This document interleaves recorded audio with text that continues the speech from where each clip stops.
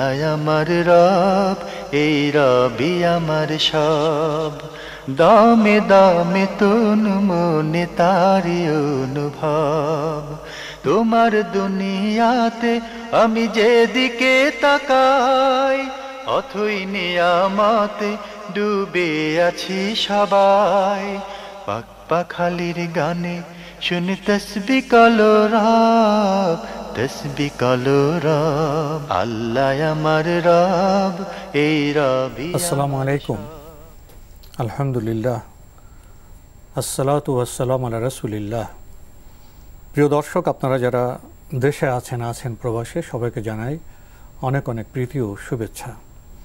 শুরু হলো অ্যান্টিভি আয়োজিত এবং লাভেলো নিবেদিত অনুষ্ঠান আপনার জিজ্ঞাসা। আপনাদের সাথে আছি আমি জাইনুল আবেদিন আজাদ। আর আপনাদের মনে জাগা প্রশ্নের জিজ্ঞাসার জবাব দিচ্ছেন বিশিষ্ট আলেম ডক্টর মোহাম্মদ সাইফুল্লাহ। আসসালামু আলাইকুম ওয়া রাহমাতুল্লাহি ওয়া বারাকাতুহু। প্রিয় দর্শক, চলুন তাহলে জিজ্ঞাসার জগতে। শুরুতে একটি ইমেল পাঠিয়েছেন শাহরুখ হোসেন তন্ময়। লিখেছেন, শিক্ষা প্রতিষ্ঠান বা কর্মস্থলে বিভিন্ন প্রোগ্রামে মেয়েদের সাথে ছবি তুলতে হয়, যা অনেক সময় অ্যাভয়েড করা যায় না। এতে কি গুনাহ হবে? হ্যাঁ, গুনাহ হবে। জি, এ কাজে গুনাহ হবে, কোনো সন্দেহ নেই। অ্যাভয়েড করার জন্য চেষ্টা করুন সর্বোচ্চ। লিখেছেন, যে দেশে ইসলামী আইন বিদ্যমান নেই সেখানে ওকালতি করা কতটুকু জায়েজ? সেখানে বাধ্য হয়ে প্রচলিত আইনি বিচার চাইতে হয়, এক্ষেত্রে একজন উকিলের করণীয় কি? উকিল ব্যক্তি ওকালতি করতে কোনো বাধা ইসলামী শরীয়তে নেই। তিনি তো আর বিচার করবেন না, তিনি তো কোনো আইন প্রণয়ন করবেন না, তিনি বিরাজমান আইনের নিরিখে কাজ করবেন। তিনি আইনের মানে আলোকে তার কাছে যে ডকুমেন্ট আছে ডকুমেন্টের মানে উপস্থাপন করবেন। একজন ব্যক্তির পক্ষে মুহামা অর্থাৎ ওকালতি করা, তার ডকুমেন্টেশনগুলোকে প্রেজেন্ট করা, এটা যেহেতু একটি স্বীকৃত বিষয়, এখানে যদি কোনো ধরনের মিথ্যা অথবা হারাম কোনো বিষয় জড়িত না থাকে তাহলে এটি জায়েজ। এতে আইনের কোনো বিষয় এখানে যুক্ত হবে না, আইনের সাথে এখানে কোনো সম্পর্ক নেই। কারণ তিনি তো আইন প্রণয়ন করছেন না, তিনি হচ্ছে তিনি কোনো বিচারও করতেছেন না। 3 নম্বর হচ্ছে তিনি কোনো মানে আইন মানে এর মাধ্যমে বলতেছে না যে আমাকে এই বিচারটা দেন, কারণ বিচারক বিচার করবে। একথা বলেছেন আমাকে এটা করেন। তিনি তার পক্ষে তার মুআক্কিল যিনি আছেন, যিনি তাকে ওকিল নিয়োগ দিয়েছেন, তার পক্ষে ডকুমেন্টেশনগুলো তুলে ধরবেন, চেষ্টা করবেন তার পক্ষে ডকুমেন্টেশন। সেখানে যদি সরাসরি কোনো মিথ্যা বিষয় থাকে তাহলে তিনি অবশ্যই সেটা করবেন না। সেক্ষেত্রে তিনি চেষ্টা করবেন যেটা তার পক্ষে যদি সঠিক ডকুমেন্টেশন থাকে সেটাকে তুলে ধরার জন্য চেষ্টা করা। অবশ্যই মিথ্যার আশ্রয় নিলে সে কাজটি তার জন্য হারাম হবে, কিন্তু এই পেশা হারাম হবে না। আমরা জানলাম বিষয়টি সম্পর্কে। প্রিয় দর্শক, সবশেষে আপনি লিখেছেন, প্রচারণার জন্য ছবি, পোস্টার বা লিফলেটে আকারে ছাপানো কতটুকু জায়েজ? সেটা নির্ভর করবে প্রচারণাটা কিসের। যদি কোনো প্রচারণা এমন হয় যে প্রচারণার ছবির প্রয়োজন আছে তাহলে সেখানে অবশ্যই ছবি দিতে হবে, হাজা। কিন্তু যদি ছবির প্রয়োজন না থাকে তাহলে এই কাজটি নাজায়েজ, কোনো সন্দেহ নেই। এখন ছবির কি আসলে এখানে প্রয়োজন আছে কি না? সব জায়গায় তো ছবির প্রয়োজন নেই, কোথাও ছবির প্রয়োজন হয়, কোথাও ছবির প্রয়োজন হয় না। তবে ছবির যেভাবে ছড়াছড়ি, মানে ছবি নিয়ে যেভাবে আমাদের সমাজের মধ্যে এখন ব্যাপক মানে মানুষদেরকে সম্পৃক্ততা আমরা লক্ষ্য করে আসছি, এবং মনে হচ্ছে যেন যেখানে যাই সেখানে ছবির প্রয়োজন রয়েছে, যেখানে যাই সেখানে ছবির প্রয়োজন রয়েছে। ছবি অন্তপক্ষে 10-12টা পকেটে নিয়ে ঘুরতেই হবে, কারণ আপনার ঠিক নেই। বাসের মধ্যেও জিজ্ঞেস করতে পারে যে আপনার ছবি দেন। মানে যেই অবস্থা, মানে ছবি নিয়ে যে ব্যাপক মানে সীমালঙ্ঘন, কোনো সন্দেহ নেই এটি একেবারেই গর্হিত অবাঞ্ছিত কাজ। কোনো প্রয়োজন নেই, যেখানে প্রয়োজন নেই সেখানে ছবি কেন মানে ছবি নেওয়া হচ্ছে, কোনো দরকার নেই যেটা। ফলে দেখা যাচ্ছে যে আসলে আমরা মানে এগুলো আমাদের পদস্খলন অথবা এটাকে আমাদের অবক্ষয়ের কারণ হিসেবে আমরা ধরে নিতে পারি। এত ছবি চর্চা করার প্রয়োজন নেই। এখন বর্তমানে প্রত্যেকেই তার ফেসবুকে ছবি পোস্ট করতে হবে, কয়দিন পর পর প্রোফাইল চেঞ্জ করতে হবে, কয়দিন পর পর আবার নতুন করে একটু ভিন্ন একটা পোস্ট দিয়ে ছবি দিতে হবে। এগুলো সবগুলোই অবাঞ্ছিত, এগুলোর কোনো ভিত্তি আছে বলে আমি মনে করি না। জি, আরও একটি ইমেল পাঠিয়েছেন সৈয়দা ফারহানা সুলতানা। আগের ইমেল আপনার আরও দুটি প্রশ্ন রয়ে গিয়েছিল। আপনি লিখেছেন, কোনো পুরুষ বাসায় একা থাকেন, সেই বাসায় কোনো মহিলা পর্দার সাথে একা রান্নার কাজ করতে পারবেন কি? এক্ষেত্রে ইসলামে এই পুরুষ ও মহিলার জন্য হুকুম কি? না, এভাবে জায়েজ নেই। একা ঘরে একজন পুরুষ এবং একজন নারী কোনোভাবেই থাকা জায়েজ নেই। যদি থাকতে হয় তাহলে অবশ্যই আলাদা, মানে বিচ্ছিন্ন হতে হবে এবং বন্ধ থাকতে হবে, দরজা বন্ধ থাকতে হবে। যে অংশে তিনি কাজ করবেন সে অংশে দরজা দিয়ে ব্লক করে দিতে হবে, মানে দরজা বন্ধ করে, তাহলে সে মহিলা কাজ করবে, আবার সে মহিলা তারপরে চলে যাবে। কিন্তু একই ঘরে মানে দরজা জ্বালার আলাদা আলাদা কক্ষ থাকলে হতে পারে, হ্যাঁ, আলাদা কক্ষ দরজা বন্ধ থাকলে হতে হবে। জি, সেক্ষেত্রে মানে কাজ করতে পারবে, কিন্তু একই মানে অ্যাপার্টমেন্টের ভিতরে দরজা খোলামেলা যাতায়াত, একজন পুরুষ এবং একজন নারী যদি কাজ করে থাকেন, এটি হারাম, এটি জায়েজ নেই। আরও লিখেছেন, বোনের বাসায় ভগ্নিপতি থাকলে আর কোনো মাহরাম না থাকলে পর্দার সাথে শ্যালিকা সে বাসায় থেকে লেখাপড়া করতে পারবে কি? না, তাও পারবে না। না, এটিও হারাম। জি, এটিও হারাম, কোনোভাবে জায়েজ নেই। কারণ যখন আল্লাহ রাসূল সাল্লাল্লাহু আলাইহি ওয়াসাল্লাম বলেছেন যে যখন কোনো একজন পুরুষ অথবা কোনো একজন নারী যখন তারা মানে মানে একান্ত হয়ে যায়, তখন শয়তান সেখানে তৃতীয় ব্যক্তি হিসেবে হাজির হয়। শয়তান সেখানে, শয়তান ও সালিসুহুমা, শয়তান হচ্ছে এদের মধ্যে তৃতীয় ব্যক্তি। তো শয়তান তখন তাদের মধ্যে বিভিন্নভাবে কুমন্ত্রণা দেয়। আর এই সমস্ত কারণেই মূলত পরবর্তী সময় দেখা যাচ্ছে যে প্রচুর ধরনের মানে অপকর্ম, খারাপ কাজ, অশ্লীলতা ছেয়ে যাচ্ছে সমাজে। এটা কোনো অবস্থায় জায়েজ নেই। ইসলাম এই পথকে একেবারে রুদ্ধ করে দিয়েছে। আমরা জানলাম বিষয়টি সম্পর্কে। প্রিয় দর্শক, আমাদের হাতে একটি চিঠি, দীর্ঘ চিঠি পাঠানো হয়েছে ব্যাংক কলোনি, পাটের বাগ, ঢাকা থেকে। লিখেছেন, একজন নারীর বিয়ের জন্য 3 ভরির মতো গহনা বানানো আছে, আর তার কাছে ক্যাশ আছে 100 টাকা। সে যদি এখান থেকে 20 টাকা মসজিদ নির্মাণে দেয়, তবে কি জান্নাতে একটি ঘর পাবে?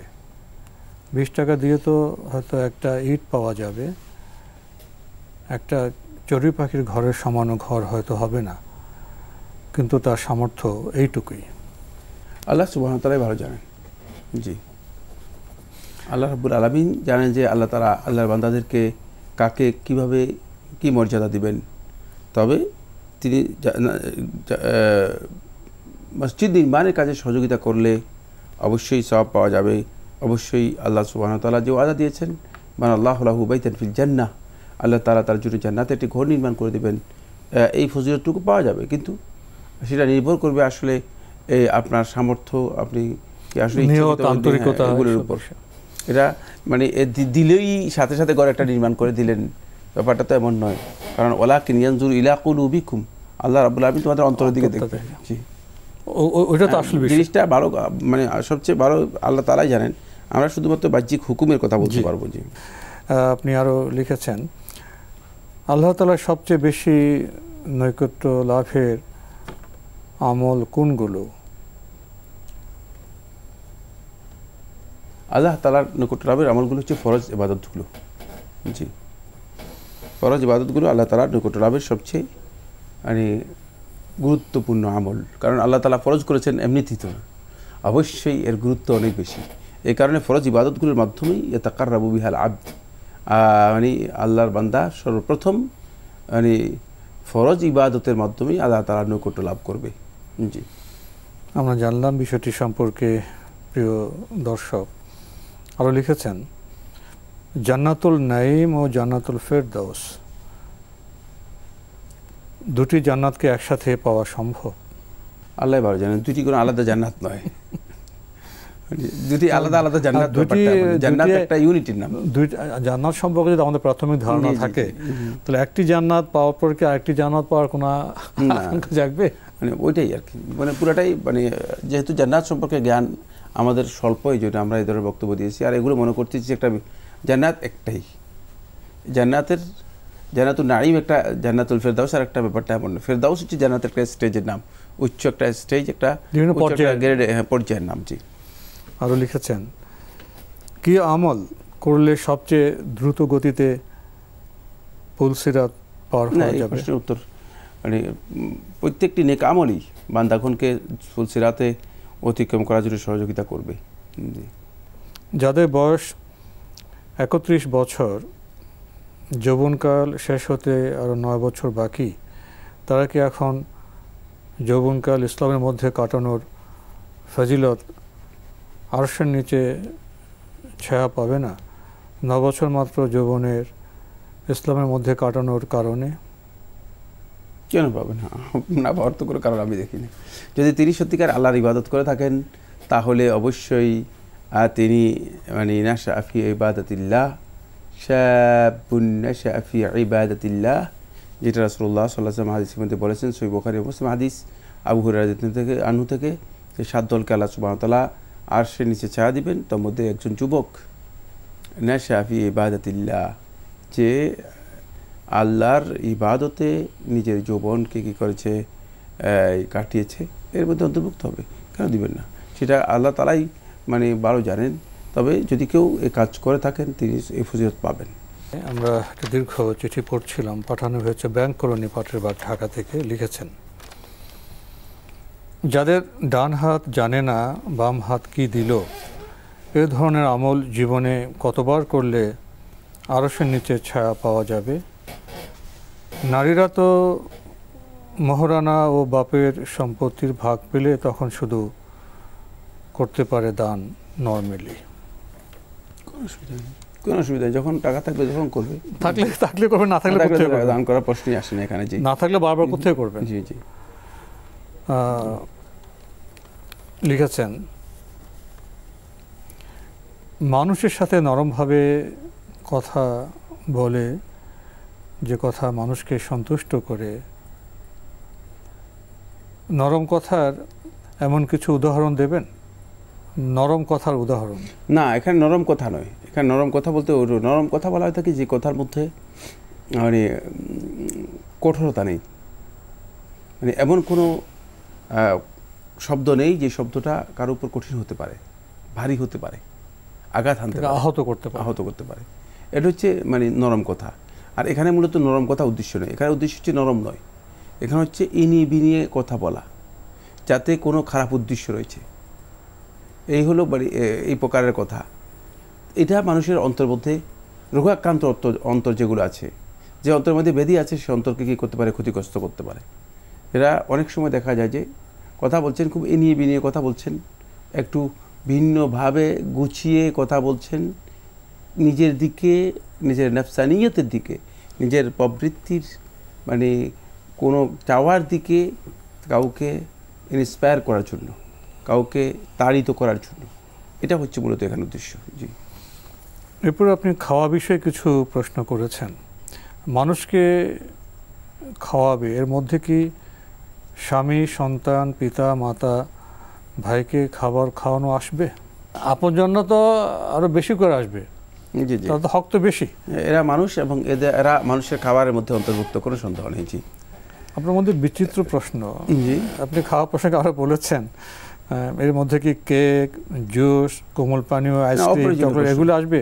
তো খাওয়ার মধ্যে কষ্টের প্রয়োজন হলো তো, যখন যার যেটা প্রয়োজন তখন তো সেটা তার জন্য গুরুত্বপূর্ণ। অবশ্যই খাবার না, কেক খাবার না। তো ইফতার খাওয়ালে কি মানুষ খাওয়ানোর ফজিলত, তো ইফতার তো আরো বেশি। ইফতারের ফজিলত আরো শ্রেষ্ঠ, মানুষ খাবারের যে ফজিলত আছে এর চেয়ে বেশি। কারণ ইফতারের জন্য স্পেশাল বিষয় রয়েছে, সেটা হচ্ছে ইফতারে আপনি রোজাদারের সবের যে সব ফজিলত আছে সেটাও পেয়ে যাবেন, বিশেষ মর্যাদা রয়েছে। আরও যুক্ত করেছেন, এর মধ্যে কি বাবা মাকে যে ওষুধ কিনে দেওয়া হয়, এগুলোকে এই বৈশিষ্ট্যের মধ্যে পড়বে?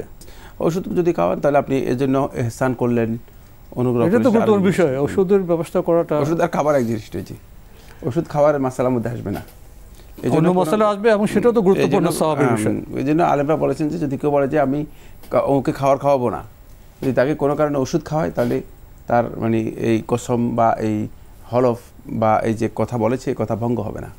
জি, মানুষকে খাওয়ানোর যে ফজিলত পেতে হলে কি নিয়মিতই খাওয়াতে হবে, নাকি যখন সময় সুযোগ আসবে তখন খাওয়ালে হবে? কোনো ব্যক্তির সামর্থ্য অনুযায়ী সে খাওয়াবে, সেই সামর্থ্য অনুযায়ী সে খাওয়াবে। জি, এটার জন্য নিয়মিত প্রতিদিন খাওয়াতে হবে, এটা হাদিস থেকে বোঝা যায় না। একজন সাহাবী রাসূল সাল্লাল্লাহু আলাইহি ওয়াসাল্লামের সাথে থাকতে চেয়েছেন জান্নাতে। জি, রাসূল সাল্লাল্লাহু আলাইহি ওয়াসাল্লাম তাকে অধিক সিজদা দিতে বলেছেন, হাদিসের অনুবাদে পড়েছি। প্রশ্ন হলো, দিনে 5 ওয়াক্ত ফরজ সালাত, 3 রাকাত বেতের, 12 রাকাত সুন্নতে মুআক্কাদা ছাড়া দিনে আর কত রাকাত সালাত পড়তে হবে এই ফজিলত পেতে?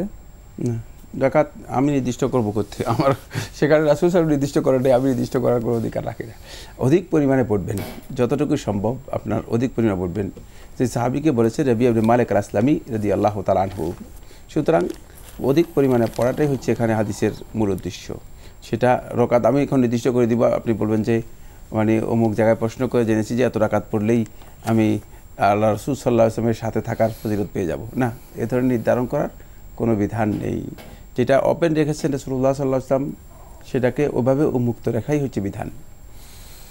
আরও লিখেছেন, কিয়ামতের দিন যারা আরশের নিচে ছায়া পাবে তাদের কি সূর্য মাথার নিকট আসলেও সামান্য কষ্ট হবে না? আমরা জানি না কষ্ট হবে কি, ছায়া পাওয়ার পরে সূর্য কিভাবে, মানে এই প্রশ্নটা কিভাবে, এই কল্পনাটাই তো একটা মানে অবান্তর একটা কল্পনা। জি, যারা ছায়াটা পাবে তারা আবার কষ্ট পাবে কিভাবে, মানে ছায়া পাওয়ার পরে আরশের মর্যাদা বুঝি মানে বিষয়গুলো সম্পর্কে মানে আমরা একটা আন্দাজ করছি আর কি। এই আন্দাজ করলে এগুলো গায়েবের বিষয়, তো আন্দাজ করার কোনো অধিকার নেই কারণ। তাদের কি ঘাম হবে না? প্রশ্নই আসে না এগুলো। জি, সূর্য মাথার নিকট আসলে প্রশ্নই আসে না। জি, প্রশ্নগুলো মানে যেহেতু তারা এমন একটা গ্রেড মানে পেয়েছে যে গ্রেড তাদেরকে কোথায় নিয়ে গেছে, আর সে ছায়ায় তারা ছায়া পেয়ে গেছে, তো সেখানে তাদের আর এগুলো প্রশ্নই আসে না, এই বিষয়গুলো তো তাদের নেই। লিখেছেন, মিশকের মিম্বর কি? আল্লাহ ভালো জানেন, এটাকে আর কিছু বলার সুযোগ নেই। জি, যেটা গায়েবের সাথে সম্পৃক্ত বিষয় সেগুলো নিয়ে কোনো ধারণা নেওয়ার কোনো সুযোগ নেই। মানে আমি গায়েব মুগাইয়াবাতের বিষয়, অদৃশ্য জ্ঞানের বিষয়গুলোকে ধারণার মধ্যে আনবো কীভাবে? এটা আমার এই আকল দিয়ে মানে ওজন করাই সম্ভব নয়। যেমন খুব ভালো করে খেয়াল করি, ধারণ ক্ষমতায় তো নেই সে যেমন এই যে মানে আমি এখন পৃথিবীতে আছি, পৃথিবীতে থেকে আমি এই মানে মহাশূন্যে যে বিশাল তারকারাজি রয়েছে, এই তারকারাজি গণনা করার যদি দায়িত্ব নেই, এটা গণনা করতে পারবো না, এটা আমার ধারণ ক্ষমতার বাইরে। ঠিক অনুরূপভাবে মুগাইয়াবাতের বিষয়গুলো আমাদের আকলে যতটুকু মানে পরিধি আছে, এই পরিধির পরিপূর্ণ বাইরে। এই জন্যই এটা গায়েব, এই জন্যই তো অদৃশ্য বিষয়। অন্যথা তো আমার পরিধির মধ্যেই থাকতো, আমি বুঝতে পারতাম। সুতরাং কোনোভাবেই সেটাকে আকল দিয়ে, কোনোভাবে বিবেচনা দিয়ে এটাকে আয়ত্তে আনা, আওতাভুক্ত করা অথবা দৃশ্যমান করা অথবা ধারণার অধীনে নিয়ে আসা বৈধ নয় এবং সম্ভবও নয়। মুসলিম ভ্রাতৃত্ব বজায় রাখলে মিশকের মেম্বর পাওয়া যাবে? একই কথাই, একই প্রশ্ন। নাকি আল্লাহর সন্তুষ্টির জন্য দুজন দুজনকে ভালোবাসলে, এই ভালোবাসার কারণে একত্রিত হলে আবার এই ভালোবাসা কথাই এসেছে, পরের কথা, দুনিয়ার প্রয়োজনে আলাদা হলে তারা এই ফজিলত পাবে? হাদিসের মধ্যে পরের কথা এসেছে। জি, লিখেছেন, প্রকাশ্য কুফরি আকীদা কোনগুলো? কিছু উদাহরণ দেবেন যা আমাদের সমাজে বেশি বিদ্যমান? প্রকাশ্য কুফরি আকীদা তো অনেক, একটি দুটি নয়। মানে যেগুলোকে আমরা পরিভাষায় বলি কুফরি আকবার, বড় কুফরি, যে কুফরি করার কারণে একজন ব্যক্তি ইসলাম থেকে খারিজ হয়ে যেতে পারে, ইসলাম থেকে দিন থেকে বেরিয়ে যেতে পারে। এই কুফরির মধ্যে প্রথম মানে আমরা একটা উদাহরণ হিসেবে পেশ করতে পারি, যেমন আল্লাহ তাআলার কোনো আয়াত অথবা বিধানকে অস্বীকার করা। যেমন নারীরা যদি পর্দার বিধানকে অস্বীকার করে, যেমন কেউ যদি আল্লাহ রাব্বুল আলামিন জান্নাত এবং জাহান্নামের কথা উল্লেখ করেছেন সেটাকে অস্বীকার করে, কেউ যদি পুনরুত্থানকে অস্বীকার করে, আল্লাহ রাব্বুল আলামিনের বিধানগুলোর কোনো একটি বিধানকে অস্বীকার করা, এটি হচ্ছে প্রকাশ্য সুস্পষ্ট কুফরি, কুফরুন বাওয়াহ, একেবারেই প্রকাশিত যে কুফরি সেই কুফরি। এর মধ্যে একটি উদাহরণ হচ্ছে যেমন সলাৎকে অস্বীকার করা। সলাৎ আদায় করবে না তো করবে না, মানে এই সলাৎকে অস্বীকার করবে, এটা একটি প্রকাশ্য কুফরি। জাকাতকে অস্বীকার করা, এগুলো আল্লাহর বিধানকে অস্বীকার করা, এগুলো প্রকাশ্য কুফরি। 2 নম্বর হচ্ছে আল্লাহ রাব্বুল আলামিনের ইবাদতের সাথে আল্লাহ তাআলার অংশীদার, সমকক্ষ অথবা সমতুল্য কাউকে সাব্যস্ত করা, অথবা আল্লাহ তাআলা কোনো ইবাদতকে গায়রুল্লাহর জন্য প্রয়োগ করা, এটাও প্রকাশ্য কুফরি। এটাও প্রকাশ্য কুফরি। যদি কেউ প্রকাশ্য কুফরি করে থাকেন তাহলে সে ব্যক্তি ইসলাম থেকে খারিজ হয়ে যাবে। 3 নম্বর হচ্ছে ইলমুল গায়বের দাবি করা। আমাদের সমাজে প্রচুর লোক আছে, তারা দাবি করে থাকে যে তারা গায়বের জ্ঞান রাখে, অদৃশ্য জ্ঞান তাদের কাছে আছে। ইলমুল গায়বের দাবি করবে যারা, তারা কাফের। নিজে ইলমুল গায়বের দাবি করলে যথেষ্ট নয়, বড় যদি মনে করে যে অন্য ইলমুল গায়ব সম্পর্কে জানে, যে অমুক ব্যক্তি ইলমুল গায়ব সম্পর্কে জানে, তাহলে এটা কুফরি। ইলমুল গায়বের দাবি করা অথবা ইলমুল গায়ব সম্পর্কে কেউ জানে এটি মনে করা, এটাও প্রকাশ্য কুফরি। এটাও প্রকাশ্য কুফরি এবং এর মাধ্যমে সে ব্যক্তি দিন থেকে পরিপূর্ণরূপে খারিজ হয়ে যাবে। এরপরে একটি হচ্ছে রাসূলুল্লাহ সাল্লাল্লাহু আলাইহি ওয়াসাল্লাম আল্লাহর পক্ষ থেকে যে বিধানগুলো নিয়ে এসেছেন এর কোন একটিকে ঘৃণা করা অন্তরে। আল্লাহ রাসূল সাল্লাল্লাহু আলাইহি ওয়াসাল্লাম যে সমস্ত বিধান নিয়ে এসেছেন এর কোন একটিকে মানে পুরাটার দরকার নেই, যে কোনো একটাকে ঘৃণা করলেই তিনি অবশ্যই প্রকাশ্য কুফরি করলেন। যেমন জাদু করা অথবা জাদুর কাজে নিজেকে লিপ্ত করা, এটাও প্রকাশ্য কুফরি। এটাও প্রকাশ্য কুফরি। আর বলার দরকার আছে? আমাদের সময়ও নেই, এখানে আজকে শেষ করতে হচ্ছে। আপনাকে অনেক ধন্যবাদ। আপনাকে অনেক ধন্যবাদ। প্রিয় দর্শক, আমরা দেখছিলাম এনটিভি আয়োজিত এবং লাভ হলো নিবেদিত অনুষ্ঠান আপনার জিজ্ঞাসা। আমাদের এই অনুষ্ঠান আপনারা এনটিভি অনলাইনেও দেখতে পারবেন, ভিজিট করুন www.ntvbd.com। এছাড়া ইউটিউবে এবং আমাদের ভেরিফাইড ফেসবুক পেজে অনুষ্ঠান দেখতে পারবেন। আজকে শেষে এসে আমরা প্রকাশ্য কুফরি প্রসঙ্গে প্রশ্ন পেয়েছি, অধিকাংশ কিছু বর্ণনাও আমরা দেখেছি। কুফরি করলাম তো নিজেকে শেষ করে দিলাম, দুনিয়া এবং আখিরাতে জীবন আমার ব্যর্থ হয়ে গেল। কিন্তু এই গুরুত্বপূর্ণ বিষয়ে আমরা কতটা সচেতন, তাওহীদ সম্পর্কে আমরা কতটা সচেতন? অনেক কিছু আমরা পড়ি, জানি, কিন্তু যে বিষয়ের উপর আমাদের সাফল্য ব্যর্থতা নির্ভর করে সে বিষয়ে আমরা তেমন সচেতন নই।